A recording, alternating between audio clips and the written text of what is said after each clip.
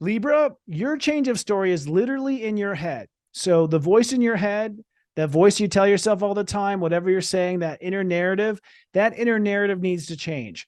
I've never been inside of a Libra, and I don't think I've ever been a Libra, by the way, looking at my planets. But I think Libras are probably always narrating the story in their head all the time. And then he said, and then she said, and then this happened, and then that happened. And it's that story in your head that you keep narrating. That's the story that has to now be updated to the new story. Okay. Now, for this to happen and happen in a successful way, the full moon in Gemini says you've got to change the dialogue when it comes to the way you talk about yourself. You're either talking up and believing in yourself, or you're always talking yourself out of believing in yourself. Okay. And I think, given the astrology, it's probably the part of you that talks you out of believing in yourself is the part of you that has to change.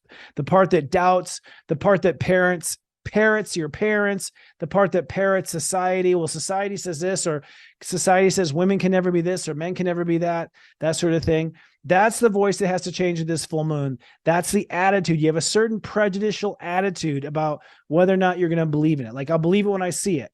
See, that would be a bad attitude about believing. We want to believe before we see it. We have to believe before we can see it.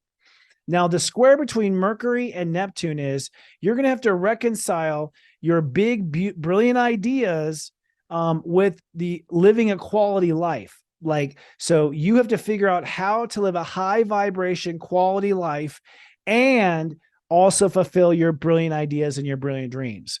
And I think Libras quite often will die for the cause. They'll die on the hill. They'll sacrifice themselves and throw themselves under the bus for the idea of justice, for the idea of liberty, or for the idea of fairness. And so I think this is what's being broken now. Libras can no longer sacrifice their quality of life for some big strategy or idea that they live by, or some philosophy they live by. So you have to reconcile the two to be on the same page. Your big ideas and quality life must be on the same page.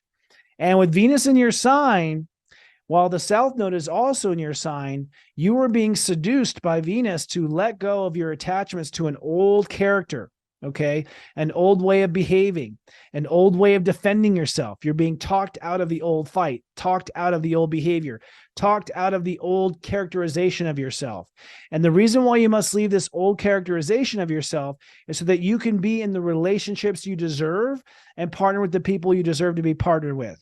The last time you had this big of an ego partnership change was 2004, 18 years ago. So this is a big deal. When the Libras start teaming up with other people on the earth, the entire paradigm of relationships changes on the earth. But it only happens by you letting go of old ego attachments or old behavior or old personality attachments, like, well, I'm always the smart one, or I'm always the first one. It's letting go of those characterizations of yourself so that you can find the appropriate place in relationships that you now belong. So Libras are switching their team, but it all happens by changing the story you parrot inside your head.